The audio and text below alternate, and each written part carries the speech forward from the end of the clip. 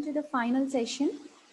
So today we have the guest with us, Dr. Jose Immanuel, who is an assistant professor in Department of Mechanical Engineering, IIT Bilai. He is also Dean of Academic Affairs and faculty in charge of IIT Bilai. He received his MS and PhD from IIT Madras. Dr. Jose Immanuel's primary research focus is in modifying the materials microstructure to cater the engineering needs.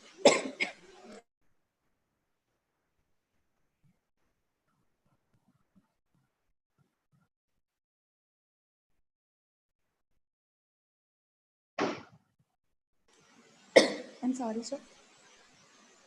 Dr. Jose Immanuel's prime research focus is in modifying the materials microstructure to cater engineering needs. His research is in the areas of material processing, microstructural characterization, machinability, deformation behavior, tribological performance, and crystallographic texture. He is a recipient of Young Scientist Award from Venus International Research Awards in the year 2018. Sri R. Krishnamurthy Endowment Award for Best PhD Project in the area of surface engineering from IIT Madras. I'm sorry, I suddenly got that choking. So with this, No, I think if you're okay, I can continue. Maybe I can give an introduction myself and I will proceed. Sure, sir. Thank you so much. Okay. Thank you. Good afternoon, everyone. And at the onset, let me express my thanks to Ms. Sweta, who is the coordinator of this overall FDP program, and then Dr. Satyanarayana, who is the head of the aerospace department of the Institute of MLR. I saw that this FDP is for about 2 weeks or so, and I know it is really a pain to conduct even a FDP for 5 days. And for his efficient management, I should thank. And I would also express my gratitude to my friend, Mr. Dheeraj, who is a faculty in another institute associated with MLR, who connected me with this team to give my lecture. And with that, let us get into the topic. I was asked to give some lecture on either the advanced composites or related materials which is of importance to this aerospace domain. And when I was thinking about the topic which I can just throw some light, I remembered this particular topic, which may appear familiar to few but appear new to some of them. It is a new horizon in this metal matrix composite where the reinforcement as well as the matrix both are in the domain of metals. And this is not a very old way of developing the composites, and this is more recent technology. And I was exposed to this particular area when I was in a conference back in US 4 years back, and where I was having an opportunity to look into one of the presentation, and then that fascinated me, and then I came back and then I started reading to understand what is this. And this is in fact a very interesting domain, and this has a good scope of utilization in aerospace and allied applications, where performance of the material is of utmost importance as compared with the cost or time taken in fabrication. And in fact, that is the reason why composites find its application mostly in aerospace or defense organization, where money is not the problem, but the performance is of utmost need. And this class of material is also falling under that particular domain. And I intend to give some light onto this. And while I would emphasize the importance of this metal composite, I may also start with giving some background about what is this metal matrix composite and how it is advantageous as against the plain alloy or the virgin alloy.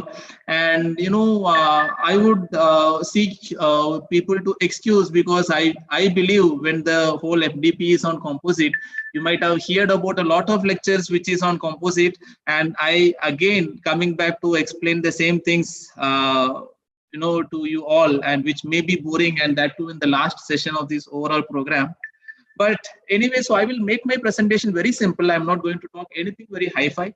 I would just like to tell what I felt to be more interesting in this topic, and then giving some scope for you people to explore it on in your further course of your career, if you are interested in this particular domain. So coming to metal matrix composites. So what was the need for metal matrix composites? So when people were very much comfortable with metals and alloys, and people were exploring different types of metals and additives to develop new classes of alloys, then came the sudden side to look into something called as a metal matrix composites. And what is this about? It has an element which is more ductile and which is tough, and that is what is metals are known for. And there was few things that were lagging in the metal. The very primary part is the strength component.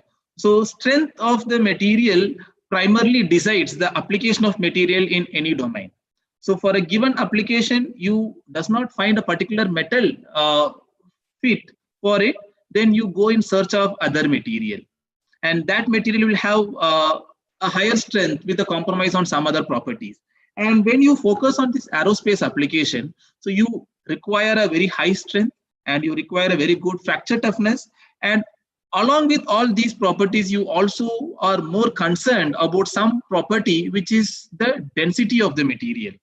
I need a high strength, I need a high ductility, but at a very low density of the material. And that was the reason why very many of available advanced materials are not being sought for the aerospace. Primarily, they are hard, but again, they are also heavy, right? So that is where there was an alternate component which can be added onto these lightweight, weak materials, which will make it stronger. And that is what is these ceramic entities, which were added as reinforcements. And what are the properties of these ceramics? So these ceramics are very strong, and these ceramics have very high modulus, and the modulus is about 10 times higher than that we see in the metals that we are going to add this as the reinforcement, right? So combination of this gives me a synergetic effect, and thus the metal matrix composites are coming into picture. So these composites are very strong because of the strengthening effect coming from the ceramics, and these are very ductile because of the nature of the metal itself. And by combination of strong, very high strength and ductility comes the toughness associated to this material. And because of the modulus, because of the large modulus, right, your material becomes more rigid. And why higher modulus is required? Because of many of the components of my structures, I cannot have more room for it to deform, right? No matter how strong my material, if the material's Young's modulus is very low, which means I'm going to have a very large amount of elastic strain or large amount of strain, no matter elastic or plastic. And that should not happen. And that was the reason for us to have a very rigid material, meaning like very high Young's modulus or high elastic modulus material. And when we add ceramic into these materials, the material also becomes hard, not only at the nominal temperature, but also at a higher temperature. So the materials domain of working in terms of temperature also increases because of the addition of this reinforcement. So this is the primary composition of how these metal matrix composites came into existence. And just a statistic, so in aircraft, so 50% increase in modulus just by substituting a particulate SiC particle in aluminium to create a metal matrix composite, that results in about 10% weight reduction, because you always have a large volume of material primarily to accommodate the loss of modulus. So when you have a material with higher modulus, then I don't have to have a larger volume of material. So thus the weight reduction comes into picture. And that weight reduction also have some effect on the density of my ceramics that we will see later. So what are the criteria for the selection of these reinforcements?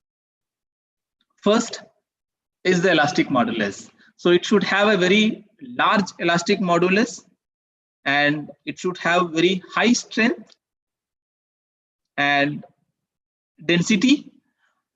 Density, there is a trade-off. So when I say that the metal matrix composite, the objective of my material is to have a combination of strength, ductility, along with retaining the low density. You should also choose the reinforcements which are, if not very lower density than the metal, but at least equivalent density to that of the metal, so that the overall density, the overall weight of the material does not exceed. Right? So that is the density parameter of the reinforcement. And conductivity. So both electrical or thermal, the conductivity of the reinforcement is expected to be higher, because when we talk about metal matrix composite, and when we say the application domain is in the aerospace, the very primary class of material that comes into our picture is only the aluminum class of material. And aluminum has a very high electrical and thermal conductivity, and it is being used in certain application for its purpose. So therefore, when you are adding the reinforcement onto these materials, you should also have an eye on these properties when we are selecting the reinforcement. Then the melting temperature. Why the melting temperature is important? So there can be certain class of materials which can be harder and which can meet all the above properties, but the melting temperature of these particles or these proper material should be sufficiently higher than that of the matrix. Why? So that the material will form a composite rather than an alloy, or rather than a detrimental other phases. So you might all have come across the different processing routes by which you fabricate these composites, and it is obvious that throughout the process either of the phase always remains at a solid state. So for that to happen, I should have a very high melting temperature, so that will aid the fabrication process, and that also improves the performance of my material at high temperature. And then thermal stability. What is this thermal stability? So we know there are certain materials which are more reactive to a certain environment, and there are certain materials which are not very stable in a very large range of temperature. For example, just as simple as take iron. So iron is not stable in all the temperatures. Iron at low temperature exists in BCC form, and at a higher temperature it goes to FCC form, and then at a higher temperature again it goes to some other form. All right. So if my interest is on BCC, and say iron going from BCC to FCC is not a quite stable material for me, and same is applicable for certain class of materials. When you want to choose those as reinforcement, you may find that the overall processing temperature range does not favor the reinforcement to retain its stability. So we may all know that the silicon carbide, which is a stable phase and which is a very commonly used reinforcement for aluminium, but you may go and read and you will find that at some processing temperatures the crystal structure of silicon carbide actually changes, and such change in the crystal structure is detrimental to the composite. So why? Because change in phase is always accompanied by change in volume, no matter what is the material, what is its property.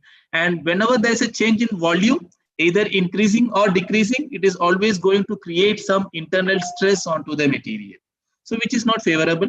So I take a material and I put it in my composite.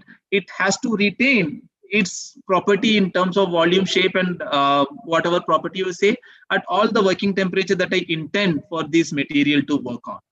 So that is why thermal stability is also very important when selecting the reinforcement.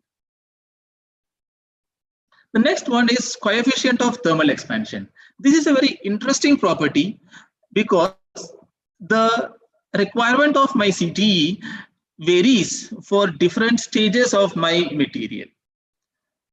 So as an example, I can say, when I look into the aspect of having a better property for my material in service, I should say that my ceramic should have a very low coefficient of thermal expansion. So I can say that it can have almost zero thermal expansion, so that it goes very well with my matrix. And when it comes to the property enhancement of my composite, larger is the deviation of my CTE with reference to my matrix material, higher is the increase in the property. How it is achieved? It is primarily because when you process the material, when you develop the composite, so you add to material, and this addition happens at quite a high temperature. And when the temperature is lowered, so because of the difference in the thermal expansion, so there is going to be a relative strain induced between the matrix and the reinforcement. And when these matrix and reinforcement has a very good bonding in between them, then this bond will not allow formation of any void. Rather, it will lead to formation of lot of defects into the material. So defects, I mean to say micro voids as well as dislocations. And you all will agree with me that whenever my material is having an increased number of dislocation, so that is going to improve the strength of my material. So by a mechanism which we call it as dislocation strengthening.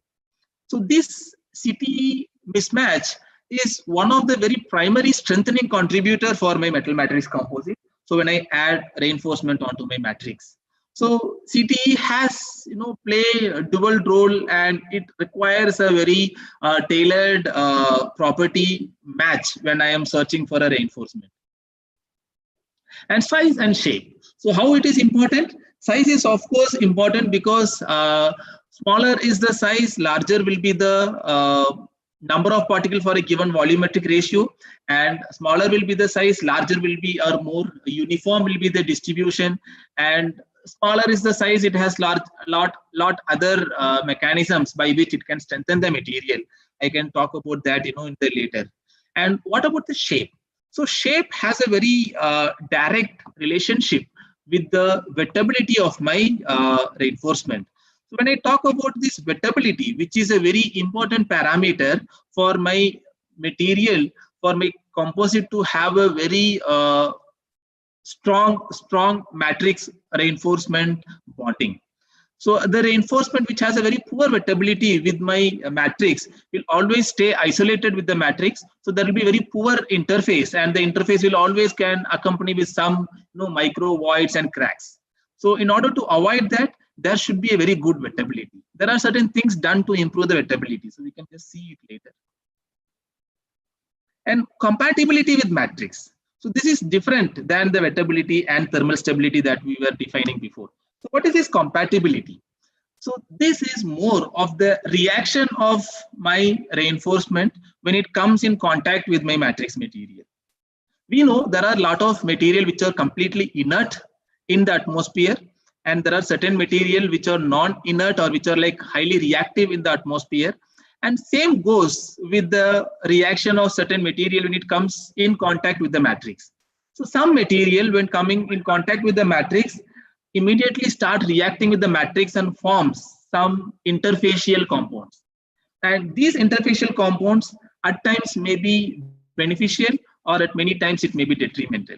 So based on the nature, you may have to choose the reinforcement so that it becomes, it is well compatible with the matrix material. Either it is completely inert, that it stay as it is within the matrix, or it forms a very favorable interfacial compound which aids the performance of my material. And very lastly, the cost.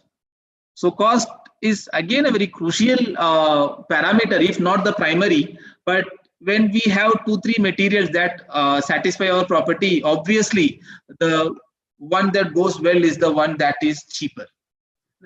You may wonder that there are certain properties where I have highlighted with green color, and these are the properties that I would again come back later when I deviate from the ceramic based reinforcement to the metal based reinforcement.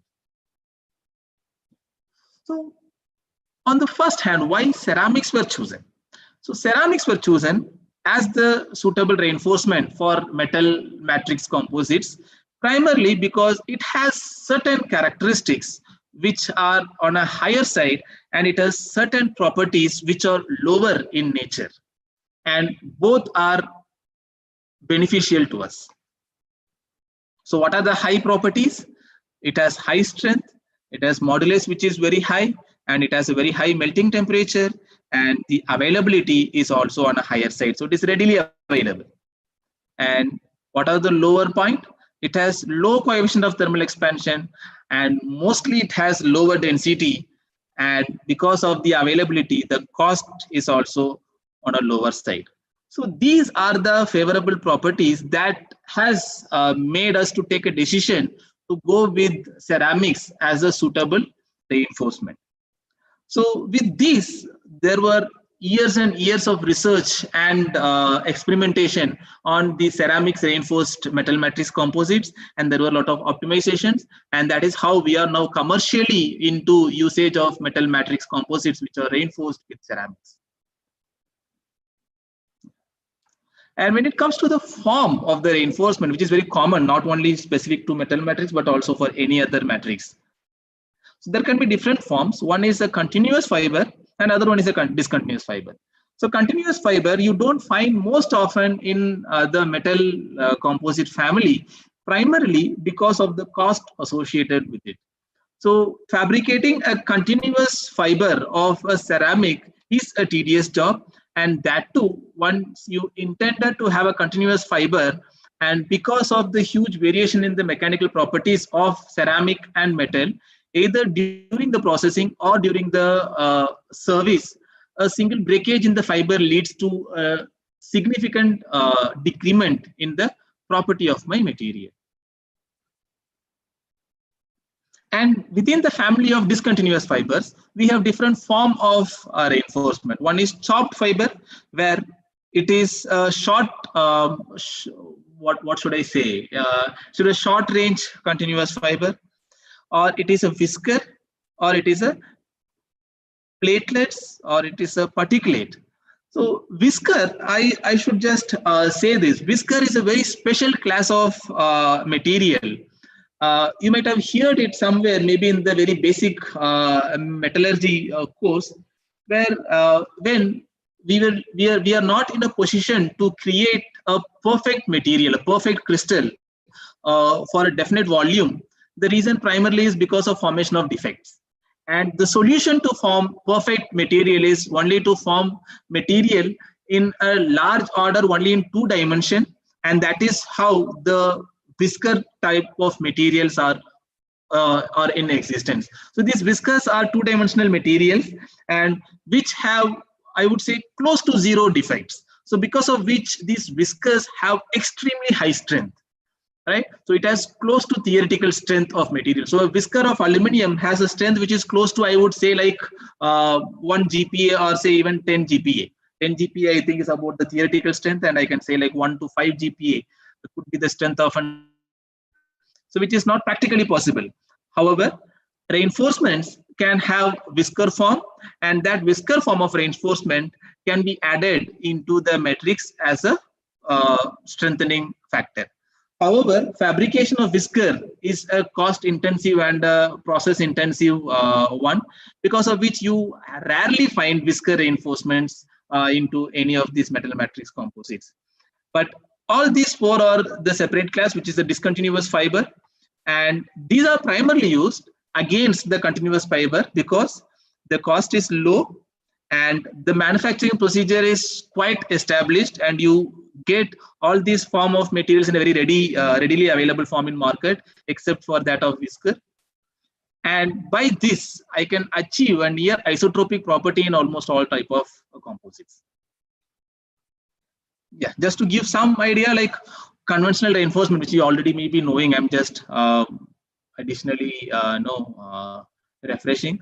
So there are 3 different forms, like you use carbides, or you use nitrates, or you use oxides, right? So where the carbides and oxides are very frequently used, because you say like Al2O3 and SiC is where you find it everywhere. Boron carbide is a special form, so it has a better property. However, it is again a trade-off between cost and property. And nitrates is again a special class of reinforcement which you use primarily in very specific purposes. Whereas oxides and carbates are a very commonly used reinforcements. Development route, I will not bore you up with these things. There is primarily two different way by which we develop composites, right? So one is a solid state processing, and the other one is a liquid state processing. So I will not say it as a liquid state processing. I would say it as a two-state processing. Right? And the reason why I am again refreshing all these things, so all these things are known to you, because I am here to talk about metal-metal composite, and all these things are applicable both to metal-metal composite as well as metal ceramic composite. So that is the reason why I just wanted to throw light on all these things. And since I am here to sell the metal-metal composite, I will accuse metal ceramic composite, and then I will say this is better than that, so we can work on that.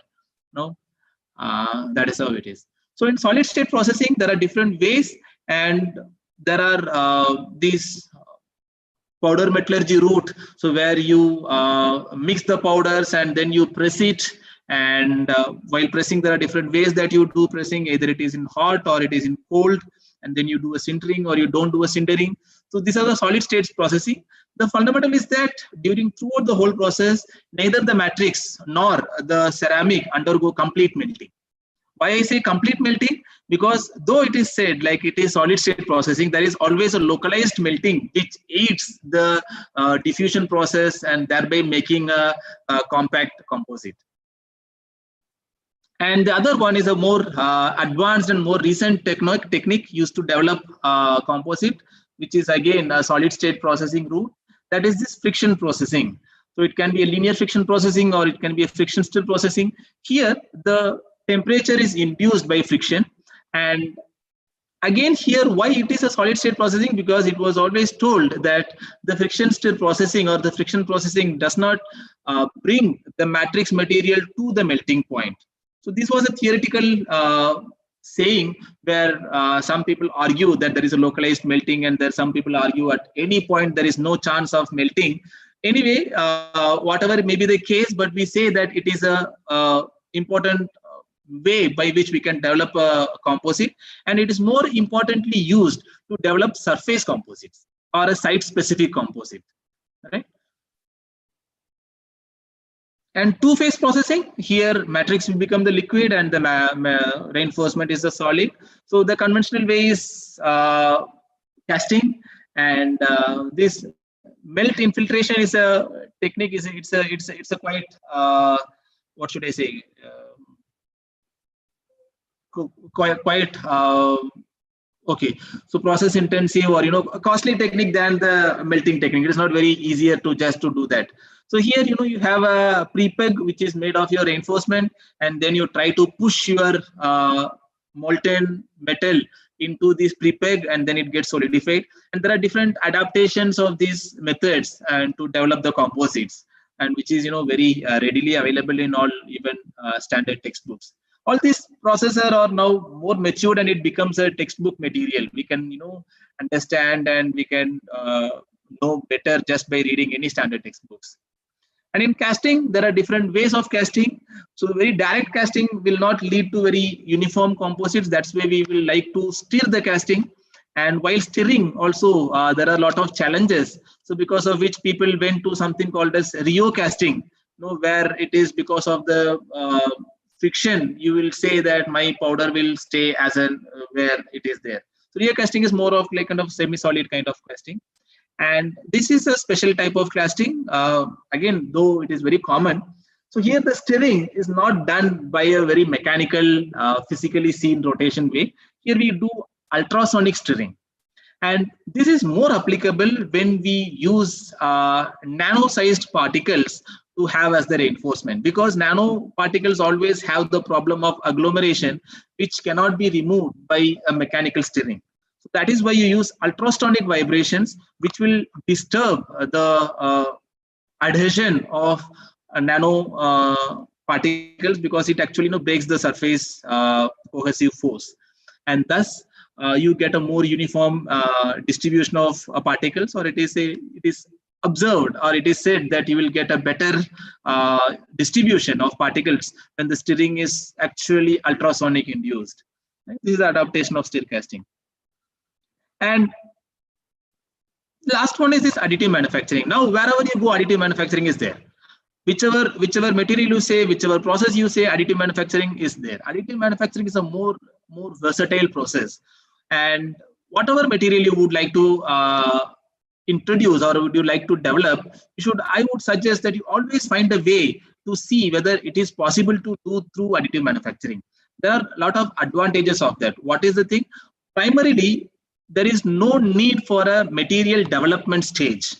Or else, if I say I have to go for a casting process or I have to go for a isostatic pressing process, first there is a material development stage, and then there is a component manufacturing stage. Whereas in additive manufacturing, there is a chance of directly developing the material and putting it as the component.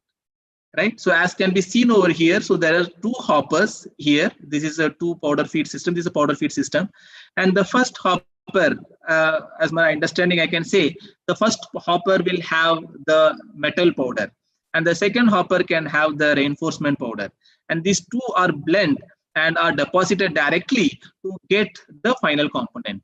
And there are n number of advantages of going for this particular method. This method is more versatile, and I can control the volumetric percentage of my reinforcement at every single instance. I can have a functionally gradient composite. I can have a site specific composite, and other places I can just have a plain alloy. Right, all these controls are possible by which you will be able to get a very superior component, and without spending much time and money on developing some specific manufacturing strategies. Only thing that you have to do is you should understand the material chemistry between my matrix and my reinforcement, and then I need to understand the property, the parameters that go well for these two combination for the given material, given machine setup. Right? So that is about additive manufacturing as a development route. So others, now coming back to very standard things that we know, and we'll just see how well are we into these properties when it comes to ceramics. Strength is very well known that composites always give a better strength, right? So this is an example of work done at 2005 by some persons. So you can see here the strength of the material is almost close to double. When you just add more and more reinforcement particle onto the material. Right? So this is a very straightforward observation. And how it is happening? It is primarily because of the strengthening mechanisms that are involved into these composites. And this is common for both reinforcement, whether it is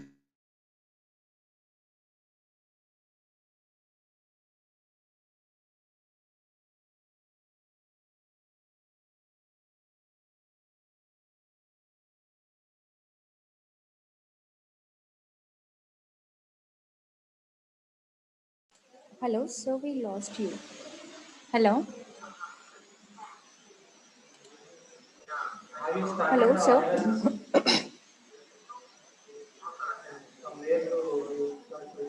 Hello? I think there's a technical issue.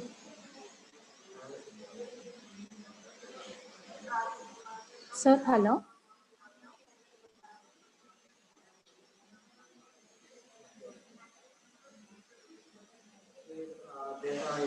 Just give me 2 minutes time. I'll contact with sir and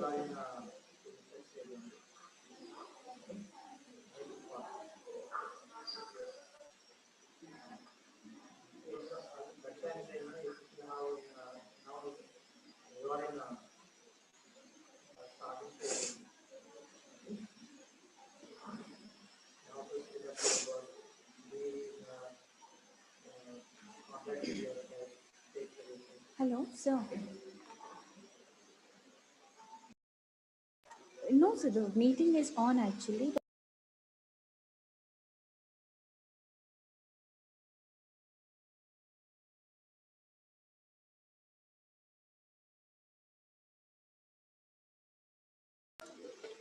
So just I request the participants to kindly wait for 2 minutes. So we'll be back.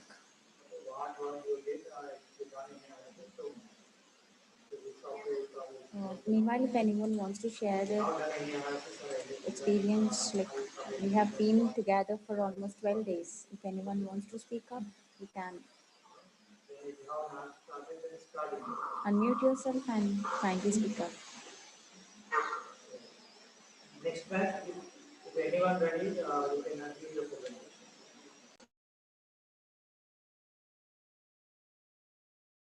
I think everyone have attempted the quiz one. So the quiz 2 link will be posted before closing this session and in the WhatsApp group as well. So request everyone to kindly wait for the link and fill the link. It will take hardly 2 to 5 minutes to fill that. Thank you, Shebaz ji.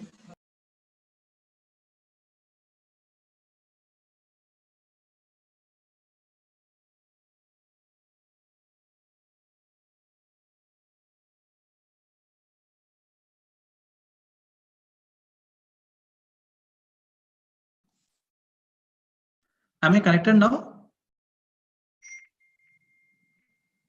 Yes, sir, you're connected. Okay.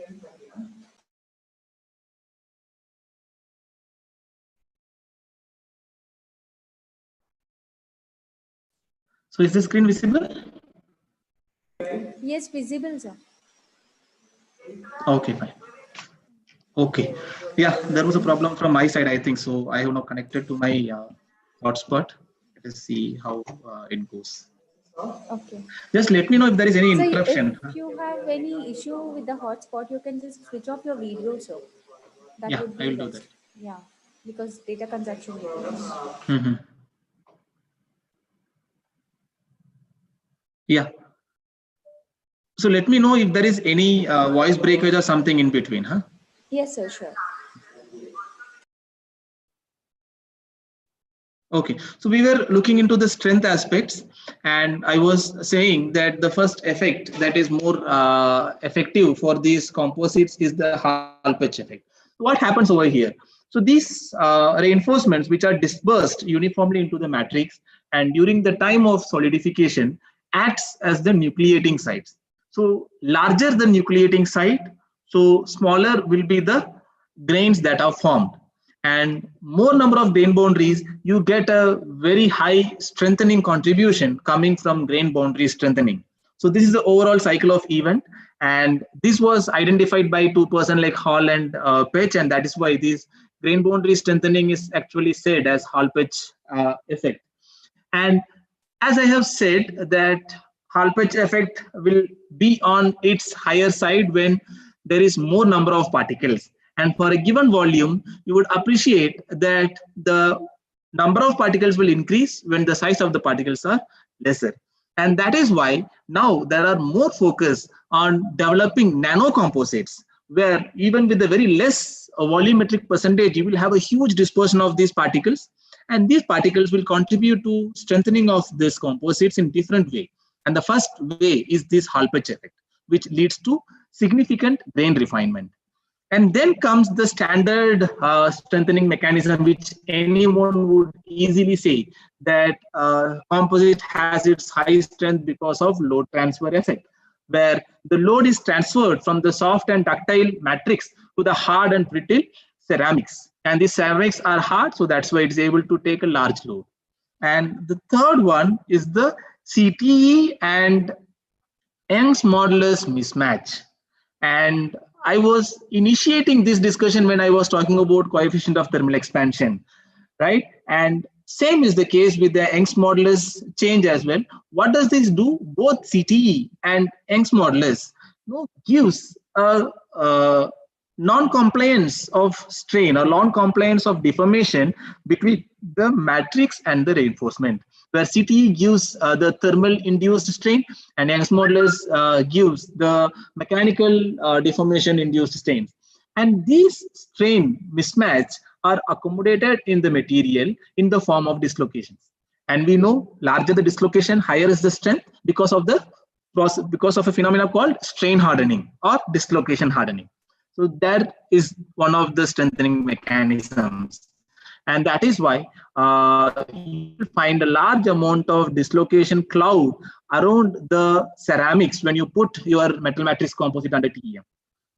And the last one is the Orowan strengthening. So this Orowan strengthening has joined into the group of strengthening very recently when people started working with nano composites, where the reinforcement is in nano range or near nano range, say like 1 micron, 2 micron. So what happens when the added reinforcement is of this range? It acts more similar to what the second phase particles within any alloy do. So we know second phase particles and precipitates present in the material strengthen the material through these Oro1 strengthening, right? So these block the movement of mobile dislocations, and thus the strength of the material improves. And now these are additional second phase particles over and above the particles that are present in the alloy. So thus these also improve the strength of the material. And that is quite convincing to see how the strength is improved multifold by adding, very few volumetric percentage of reinforcement particles onto the matrix. And while we are very happy with this, we should also keep an eye on this particular parameter, which shows that the density of my material, which is also kept on increasing with addition of reinforcement. So there is a trade-off which you have to adapt to fix how much I'm going to add, and where do I start and where do I stop. So this is about strength. And the negative side is here. So whatever I say as a strength, this is applicable only under compressive or shear form of loading. So when it comes to tensile strength, when it comes to tensile loading, what happens, the material is not able to accommodate large amount of plastic deformation, and it primarily fails catastrophically. And what is the reason? The reason lies with the very poor interface between the ceramic and metal. And this was quite a challenging problem for a very large, very long period of time. And now people are trying to come up with few solutions by which they would be able to improve the interfacial bonding. In spite of that, these interfacial bondings are better, and it has been now best evolved because of a lot of techniques, but only under a non-loading condition. But when loaded, because of the mismatch of strength and stiffness of these materials, you always get the crack initiated from the interface. And as you can see in this microstructure, where this diagram is just a representative. So this is actually from the literature of a composite fracture. And you can clearly see the fracture includes the interface of my matrix and reinforcement. So this is a very clear evidence, like the fracture surface, you can see like most of the surface, like it contains a large amount of ceramic particles exposed onto the fracture surface, which is a very clear indication of the failure initiation from the interface size. Wear resistance, the material, these composite materials are always known to have a very better wear resistance. But what I'm going to show here, the very first image, I would just want to show the negative side of that. So this is a work which shows that the wear performance of an aluminum composite is inferior to that of the parent alloy. There are few reasons for that. This is a very old work, and this was done at the age where people were not trying to improve the interface, right? So it has a very poor interface bonding. So the process was not good. So the composite was not of a good quality, and thus there was this negative result. But what is the reality? Reality is something like this. So you have a very high performance in terms of wear resistance when you add these reinforcement particles. There is also another one. So you can see here, this is an interesting composite.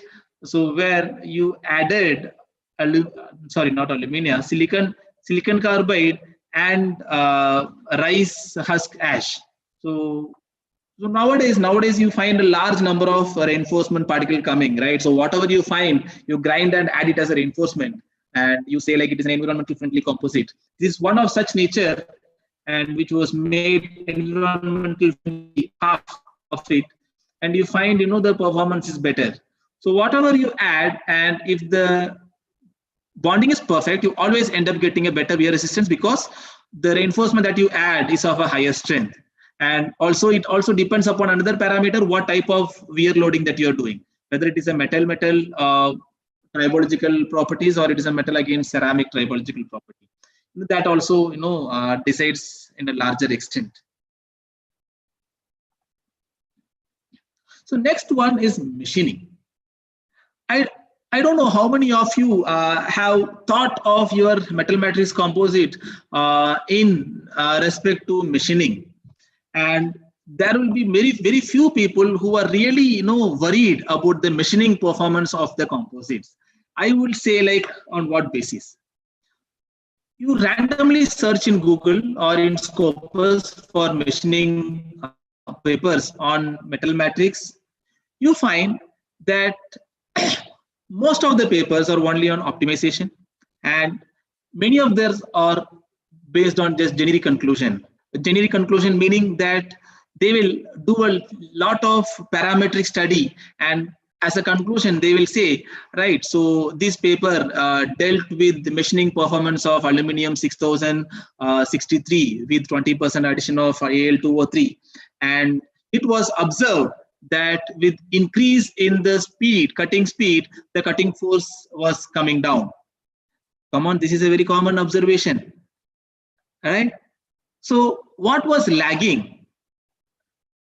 So there was a fundamental problem in all these studies where people fail to understand the fundamental aspects of machining of these composites, and this problem is existence even now.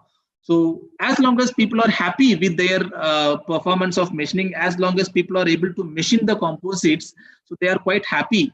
But the fundamental insights on this machining is not as much explored as it was explored for the parent alloys. My fundamental problem, or my concern as a very fundamental problem on machining of these composites is this. It is the intermittent loading of cutting tool. Had it been a simple alloy, a simple aluminum alloy, it will be a homogeneous material, or to some extent it may have some second phase particles into it, and that too mostly metals or intermetallic compounds. And when we machine these kind of materials with a cutting tool, the problem is something very different. You will have build-up edge formation, you will have a continuous tool wear associated with that. But when you change from the alloy to a composite, so now you have a new set of materials added into it. So you have ceramics into this. So these ceramics are very hard. These are at times even harder than the cutting tool that you use for your conventional machining. And these hard particles are not homogeneous, and these are not continuous in my material. These are like distributed uniformly or non-uniformly. So what happens? So these cutting tool in conventional machining has to encounter series of soft metal and then hard ceramic and then soft and hard. So you have an intermittent hard machining, and that leads to a significant amount of tool vibration, and then that leads to a very premature tool failure. So this is one of the major problem in machining, and instead of solving problem in that domain, people come up with different solution. Those are still commercially acceptable. So solution is that, so you find tool is breaking, change the tool.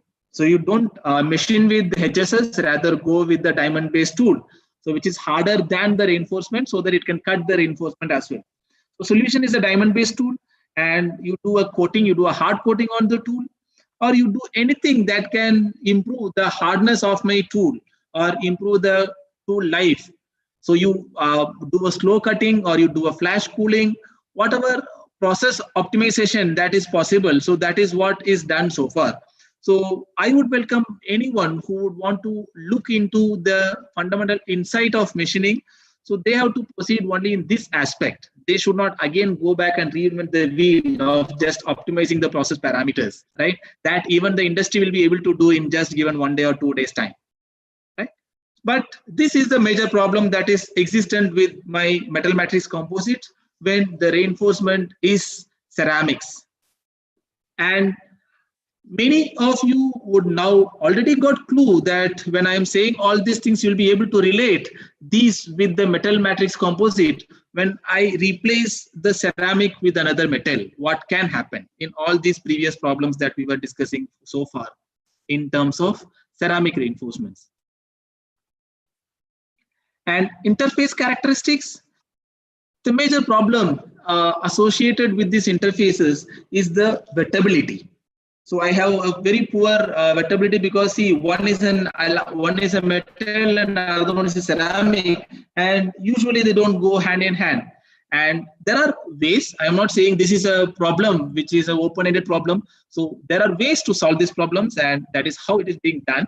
So first one is, so since now what is the problem? It is because your ceramic does not goes well with the metal. Do a metal coating onto the ceramics, or okay, alloying.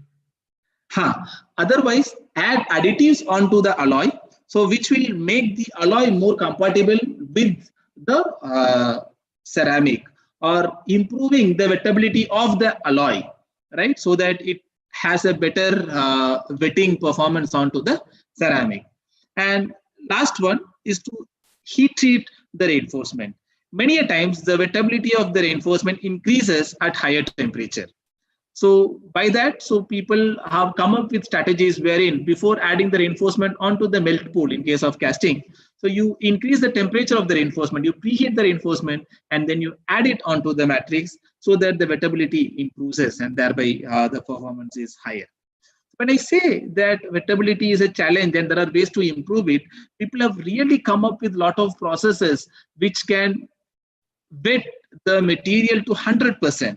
So this is one such example where you can see composite of zirconia on nickel, and you can see how perfect is the bonding. So it is a bonding in atomic level. You can see there is a well bonded interface. You don't find any artifact lying between these two faces, right? There is only the change in your atomic structure, and this is the bonding in atomic level. There is also a mechanical locking also, as you can see, right? So to that level, the domain has actually improved. The composite research has advanced to that level. So interface characteristics is not a major problem. The only thing is that you have to just have some additional way to improve it. So now, coming back to our major topic, why metal as the reinforcement? So now we have seen all these properties required for ideal reinforcements, and now we found there are few problems, which are really a problem when it is a ceramic, and out of which few can be solved when it comes to metal as a reinforcement. Right? Of course, melting temperature is a common advantage for both metal as well as ceramic, and in that particular race ceramic win because it has a much higher melting temperature as compared with metal. So that in fact is a challenge when you have to work on metal. You should choose a metal as a reinforcement which has quite high melting temperature as compared with that of your matrix material, right? And when it comes to density, it is still the problem is not solved, but you can at least match the density of my metal with having another metal reinforcement which is not very high in terms of density but almost on the same range of my density. So as an example, I can say you can say like adding titanium as a reinforcement in aluminum. So the density will not be significantly different for both of these alloys. Now, having said that, titanium's melting point is not as high as that for silicon carbide or aluminum oxide, right? But still it is high enough to mix that into aluminum, and still the titanium can retain as a solid while aluminum is in the molten state, right? And when it comes to interface reactions, these metals are found to have a very good interface reaction, and many a times it forms some intermetallic compounds, and most of the time the intermetallic compounds are very much compatible with both of the metal, meaning it forms metallurgical bond with both the side of the intermetallics. So thus acting as a kind of gel, adhesive, gelling both the reinforcement and the matrix. So that is an advantageous side when we go for metal as a reinforcement. And when it comes to coefficient of thermal expansion, so you will not be able to get a very good strength because of the mismatch of CTE, but you will be able to get a very good performance in terms of matching the CTE with that of the metal. So with that, you will not have a very poor interface when it comes to the deformation. So not only during the fabrication, but also during the deformation, the interfacial surface remains intact. So that will avoid premature failure of my material. Compatibility matrix is, as I said, you will have a very good compatibility and coherence with that of my matrix when the reinforcement is in the class of metals.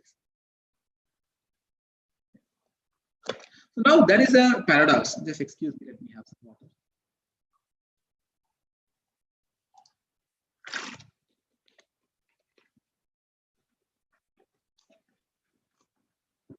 We all know that metal matrix composites are harder as compared to, and at the same time, this strength has improved at the cost of ductility. You'll always find MMCs which have very high strength and which has a very low ductility.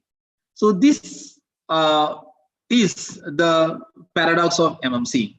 And now it is observed that replacing the reinforcement of ceramic with metal is found not only improving the strength, but also retaining the ductility.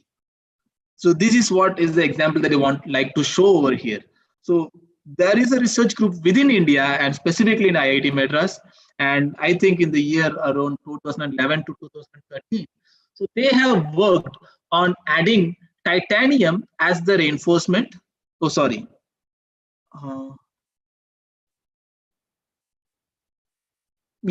Sorry, not titanium, nickel as the reinforcement with aluminium. And the process adapted was friction stir processing. So this is a representative image how it was done. So you add grooves or holes within the region where you would like to have composites. You add nickel powder, and then you carry out the friction stir processing over that area, and you end up getting a surface composite within the region where you have done FSP. So this is the composite, and the resultant microstructure is something like this. So if I didn't say a priori that this is a composite, it will never appear as a composite. Rather, people will find this as an alloy with a large number of second phase particles. So the adhesion is to that extent that you will have a complete metallurgical bonding between these two different layers of aluminum and nickel. So this is as far as the microstructure is concerned. And when you come to the mechanical property, that this black color is the mechanical performance of my base aluminum, and FSP obviously would lead to increase in the properties because it is a severe plastic deformation process, and severe plastic deformation process will lead to grain refinement, and because of which you get an increase in the strength and a decrease in the ductility. So that is a known process. But now adding nickel as the reinforcement has actually made the strength go double and also retain the ductility of the material, right? And why I am confidently saying the ductility is retained, though the ductility is reduced from 40% to 25%, because if you look into the literature which was said here, right? So aluminum with alumina as the reinforcement, you find the strength is drastically increased. It is not only twofold, it is like fourfold it is increased. But on the other hand, the material has almost zero ductility. So you will find it hard to use it in any application, though the strength is extremely high. It is as high as having an aluminum alloy, right? So this is what I would like to know emphasis on. So you have a composite which not only improve the strength but also retains the ductility, and you would also appreciate that the ductility of 25% is not on compression but on tension. So on tensile loading you have 25% ductility, which is like close normal to having a ductility of normal steel, high strength steel, right?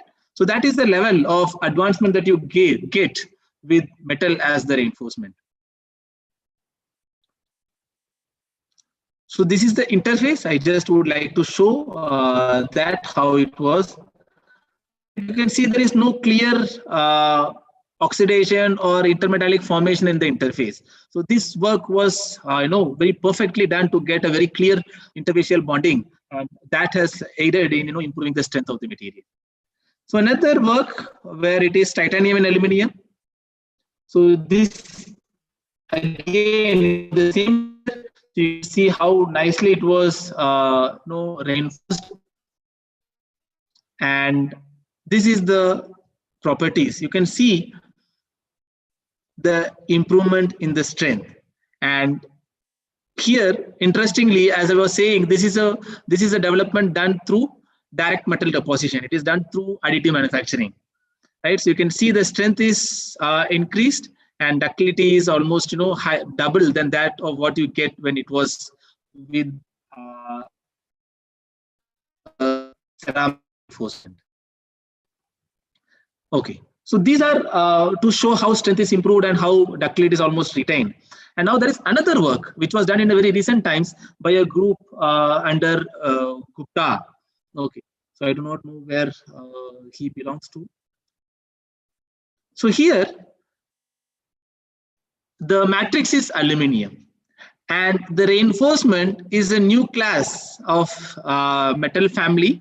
I would not say it is a metal, so it is neither a metal nor an alloy, but it is a special class of metals which you call it as intermetallics, right? So aluminium Al3Ti, it is commonly called as titanium aluminide. So it is intermetallic. So now there is a change. You're getting transformed. You had reinforcement which is ceramic, and then you had reinforcement which is metal. Now you have another class which is bridging between metal and ceramic. So these are titanium aluminide intermetallics. Intermetallics are harder than metals, and it is less ductile than metals, and it lies between metal and ceramic in terms of performance. And now when this group worked with this particular class of reinforcement, they found that the strength of the material is increased. This is the hardness result. And when it comes to strength, it is increased. Again, you should note that it is not compressive, but again, it is a tensile, right?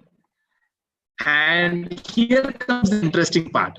When it comes to ductility, it is not only preserved, but it is also significantly increased. So the ductility of the material has increased from 8% to 16%. I just wonder, my wonder is how come this aluminum 6000 series is having a ductility of 8% only, because otherwise it should have a ductility of at least 15% or above. But no matter, as they have reported in this way, I assume that there is something which was commonly done so that the results are comparable. And in that way, if I have to say that the ductility is quite high, and the reason only I can find is this. So far we said that it was primarily because you had good interface, and here it is not only the good interface but also the grain refinement that has accompanied along with the interfacial because of the fine dispersion of Al3Ti, right?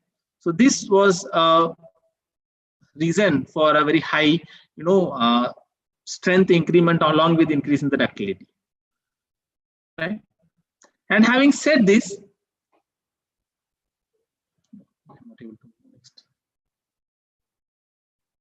yeah. It also has the same problem associated with your reinforcement, which was ceramics, and which is the point of saturation. Right. Just because I see the strength increases, I cannot keep on add more and more reinforcement to increase the strength of my material. Of course, the strength increases, as you can see here. There is a continuous increase in the strength, but that is happening at the cost of ductility to a significant level. You can see here just between increase from 78% to 88%, 10% increase in the reinforcement has led to significant decrease in the ductility.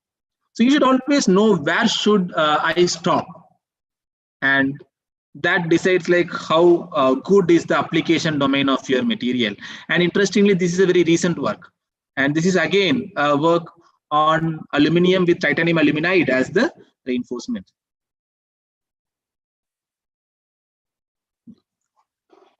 So moving on, opening up another door for you to explore, which is IEMC, which is not a metal matrix composite, but it is a intermetallic matrix composite.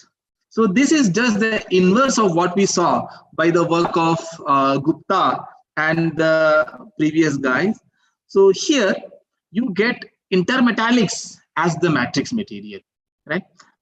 I will show you idea behind this. So this is a very generic image of the gas engine.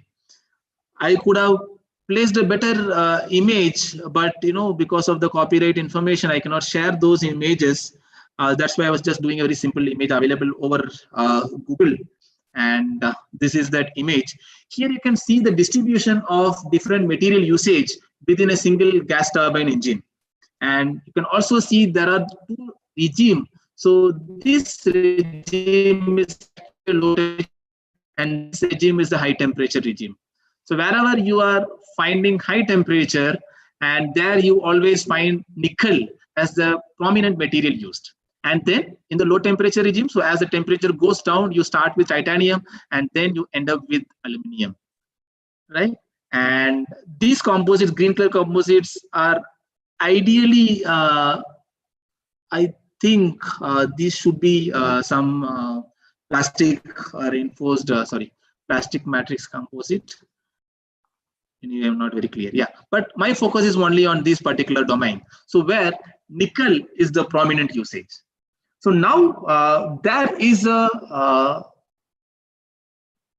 need to replace metals that are heavy on my engine, because so now the engine in all these jets work fine, and now the objective is to increase the speed of the jet and also to reduce the weight of the jet, because these two has direct relationship, and also that improves the ratio. I don't remember the exact, so there is a ratio, so which actually defines like how I can fly with the given amount of fuel, and that is primarily defined by the overall curb weight of my vehicle.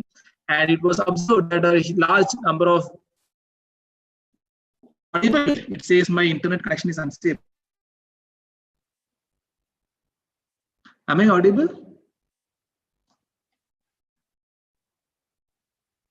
Sir, you're audible, but your voice is breaking in the middle. Okay, so now how is it? Now it's okay. Okay, fine. Yeah, let me just continue.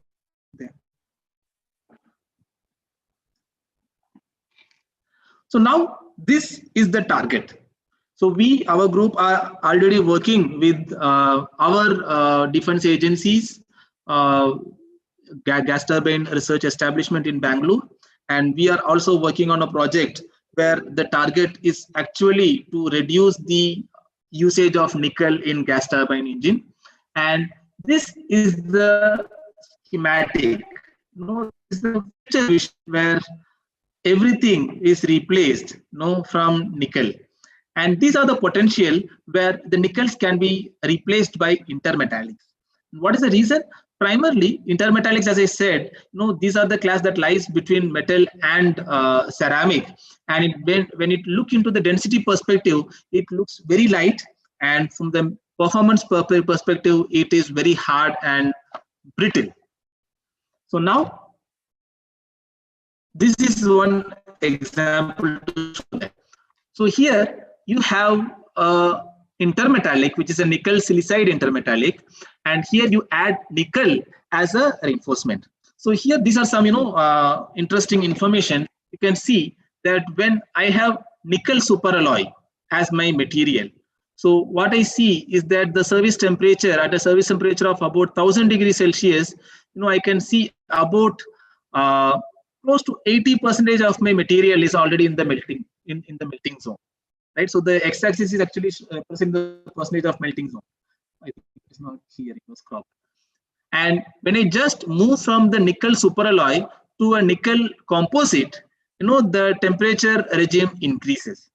And from there, when I just shift from the metal-based alloy to a intermetallic-based alloy, I can see that the temperature usage, the service temperature significantly increases. Not only that, but also the maximum melting domain is also decreased, which means I can put up this material for temperature, as high as like 1200 temperature degrees Celsius, which otherwise would be lesser than 1000 degrees Celsius. So I have a higher working temperature, which is a significant improvement when it comes to engine efficiency. And also these intermetallics are of lightweight, and this obviously will not be very lighter because it is obviously containing nickel. But when it comes to yes, just here only you can see. So when it is a monolith, so this niobium, I don't know what exactly was SB. I don't.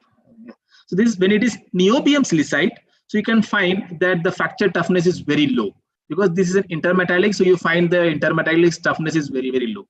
And when you keep on adding additives, which are actually adding, more and more metallic element into it, you get the material more and more, tougher, which means the more and more ductile.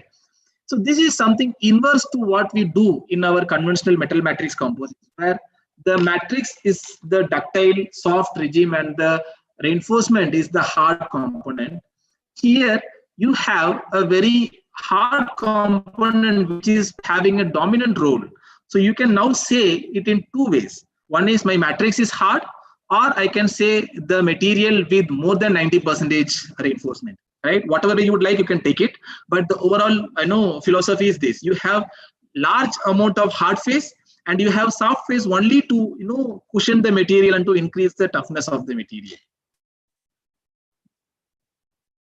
So now I will also speak about the scope or future opportunities in this particular domain. So ideal okay, let me just try again my internet connection. Now it's okay, sir. I mean, in the middle it's breaking. Okay.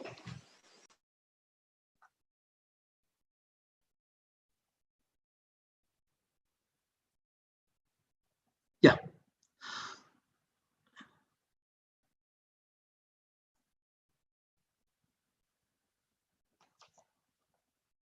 Okay. So what is the properties required for ideal composites? So it should have a very high specific strength, meaning a high strength to weight ratio, right? It should have a high strength at a low density. And it should also have a very high elastic modulus. And it should have superior tribological characteristics. And I say tribological characteristics because most of the time, see, tribological characteristics and machining properties are closely associated with each other. So higher is the wear resistance, more will be the problem associated with machining. So when I say it should have superior tribological characteristics, we always aim for a better wear resistance, and that will always cost us in terms of machining. So for ideal composite, it should also have a better machining performance. It should be manufacturable. in other words. So it should have a very low density, as low as possible, and it should also have a very high thermal conductivity and a higher toughness. And I have a reason for categorizing this both in both the sides. You can see the things that are on the left. Sorry, I don't know how it went. Yeah. So the things that are on the left are almost established. You can find a lot of way by which you will be able to get these properties. But things which are on the right, these are the things that requires search attention.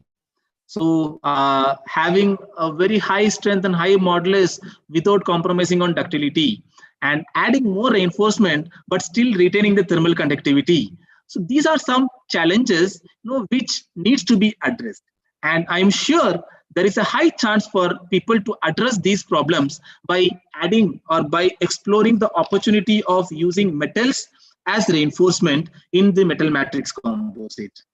So I leave these topics for you, and if you are more interested in these topics, you go explore yourself to find where you can pitch in to solve some of the problems.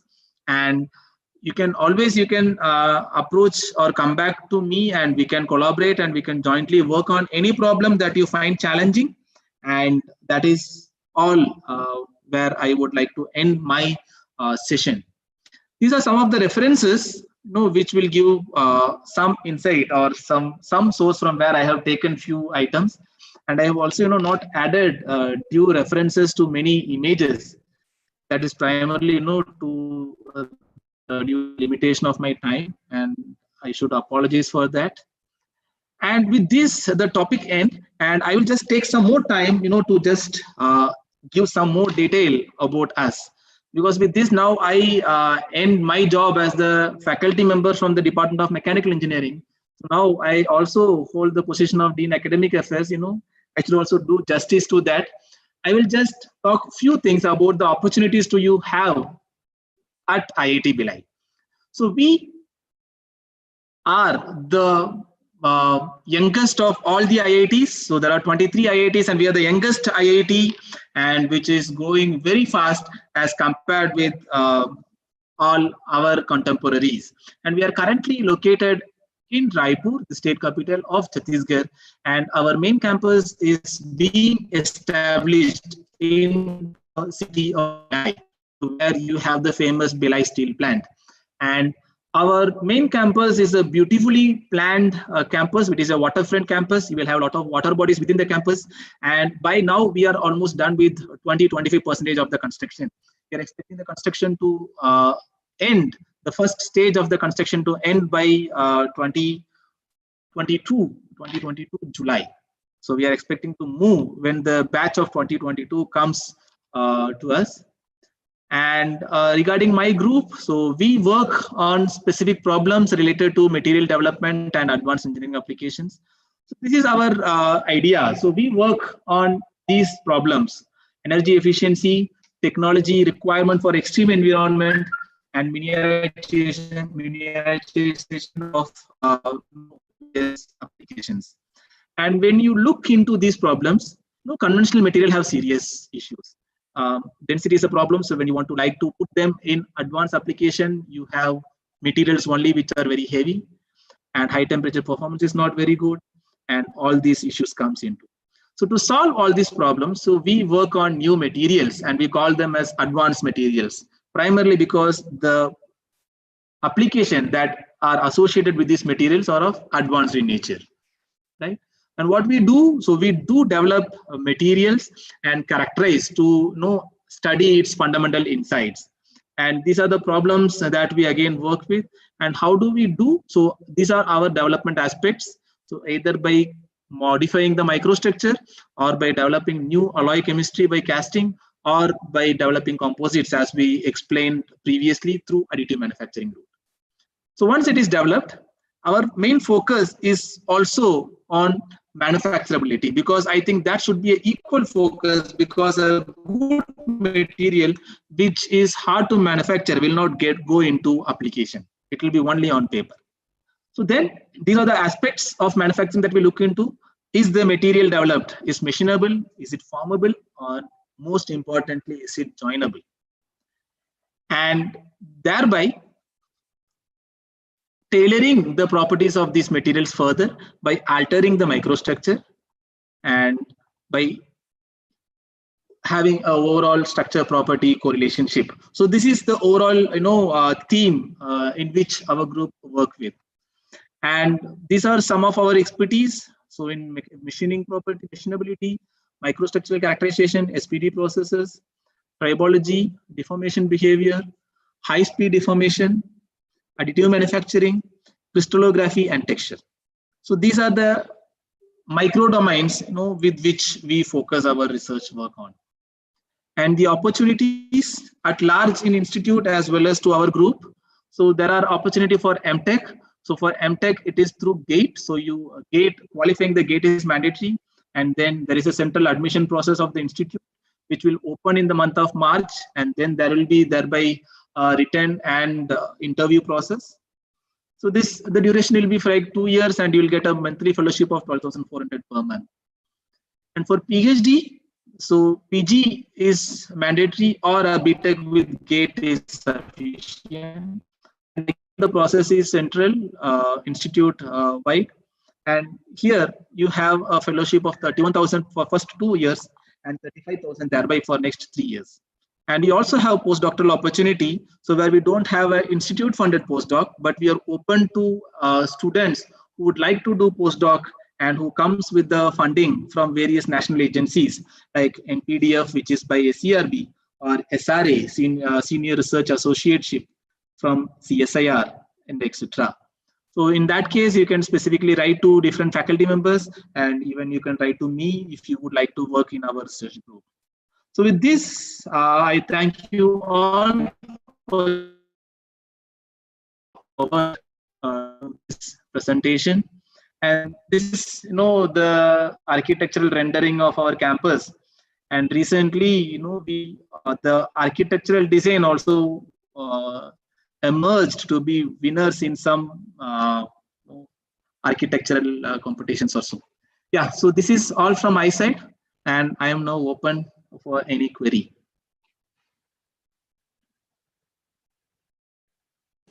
Any questions from the participants? They can definitely post now. You can unmute yourself. You're free to unmute.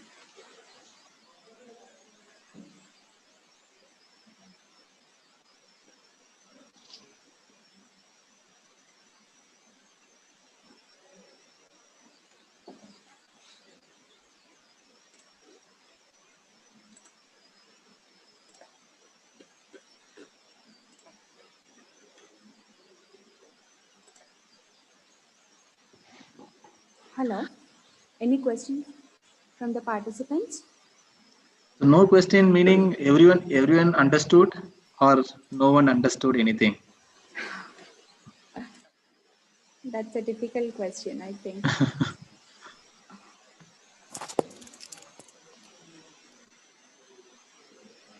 Okay. Shiva sir, you want to share anything? No, ma'am, nothing.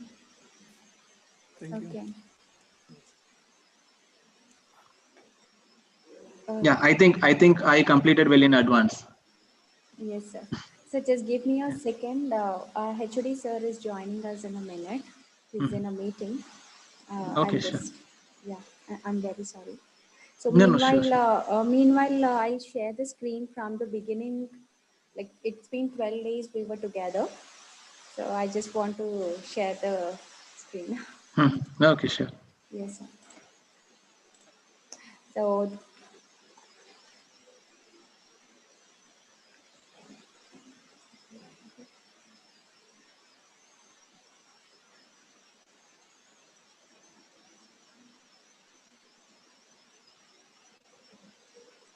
okay. So from day one, sir, we have started with Dr. Kishore Nath, sir, from DRDO as a chief guest. And we had Dr. V.L. Satish from CSIR Bangalore. So here next we had Lukashani Banuprakash sir and Manas Das sir from IIT Guwahati. Swami Naidu sir from NIT Raipur and P.K. Jain sir from ARCI DRDO.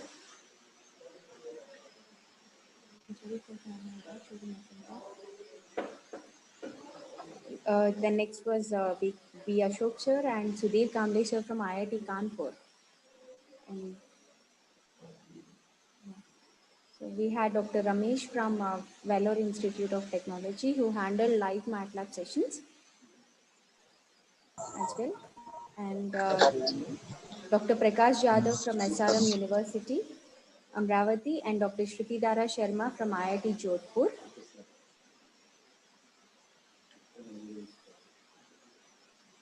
Next is Dr. Uwais from Manipal University, Rajasthan, and Mr. Dhanajayan. He handled the live answer session.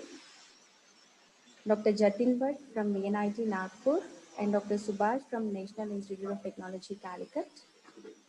Dr. Shivashankar from IIC Bangalore and Dhanajayan again. Dr. Amir from IIT Mandi, and now we had a wonderful session with Dr. Jose sir. Hello, sir.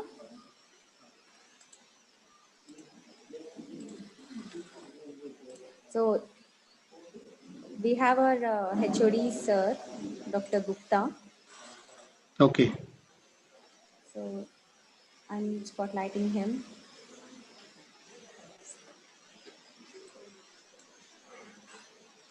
So please, Gupta sir, you can unmute. Thank you, Sweta. Yes. Thank you very much. So it is the last last day of the session. The third slot actually ACT given for one slot offline to Corona. We are conducting same in the three slots, and this is this last slot and the last session. Sweta, I'm audible. Yes, sir, you are audible. Hello, Sweta. Yes, sir, you are okay. audible. Last session. Okay. I thanks to all the resource persons and all the coordinators, especially Sweta. She organized very nicely all the sessions. Total is actually 12 into 2, 20, 24 sessions. She singly handled the all, and all the faculty members given the support. Thanks to all the faculty members also. I hope that all the participants enjoyed all the sessions, and they learned a lot of things, and whatever they learned in the last 12 days, they may be useful to them to accelerate their research work. Not only that one, their skills may be enhanced, and that will be shared with their students, and see that in their respective institutions, the research will be move faster in the area of the smart materials and nano composites. And I thank to all the participants. Without your support, we cannot make this is a grand success. Thank you to one and all. Thank you, Sweta. Sweta, over to you. Thank you very much, sir. So the last session was indeed very enthusiastic because Joe sir, young and dynamic and Dean of Academic Affairs, he had thrown a light on all the metal matrix composites. So we never felt like this is going to coming to an end. We didn't want to, but still we have to close the session. Joe sir, hello. So thank you very much for your time. Thank you very Sir. much. Thank you very much. Yeah. And we would like to continue this association in future as well. And Sure, we would sure. like to hear even from the participants as well. One or two participants, if they can talk. Because we had all over India, this participants are there, sir, from Durgapur, from Calicut. There's participants from all over India. So it's online, this had made possible. and we are very happy for it actually. If it had been offline, then only Hyderabad people, a limited set of people would have attended. And we had a variety of speakers. Joseph from IIT Bilai, somewhere in the middle part. So it's middle part, sir? Middle Yeah, India? it is in Chhattisgarh. Chhattisgarh from middle India. IIT Mandi from the northern part. So we Mhm. had like this. It was really very happy to host you all and associate with I you. was just astonished to see the duration of the FDP. I have never seen in the past of having a 2 week long FDP. Okay. So Yeah. this is actually AICT gave 3 times. This is the third one which is being conducted for two weeks. So Mhm. it's almost 6 weeks we have conducted on the Oh, same okay. topic. Yeah, and Okay. Great. being a very small, I mean, topic is also very deep. So Mhm. getting speakers was also a challenge. Fortunately, Dheeraj helped me in reaching out to you. Thanks to him Yeah. as well. Yeah. Convey And we convey were my regards to Dheeraj as well. sure, sir, Right. sure. So my colleagues Okay. like, So thank yeah. you then. Thank you, sir. Right. Right, indeed. Yes, sir.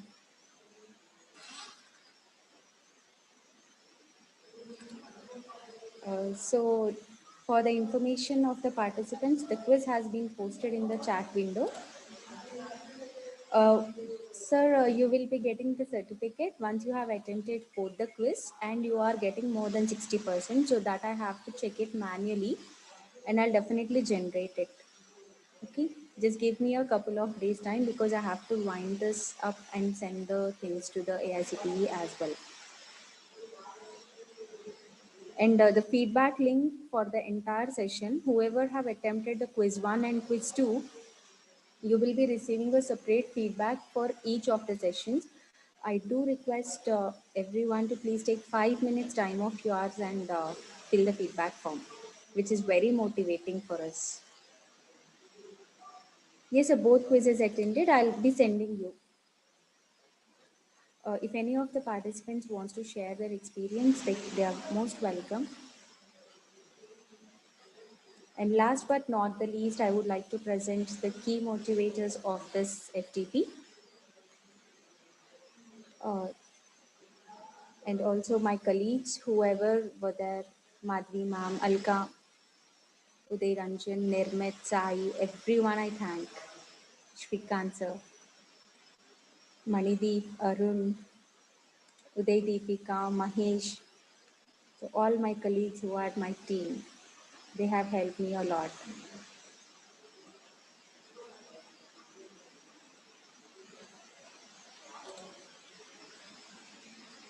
So if the participants wants to share anything, the stage is yours.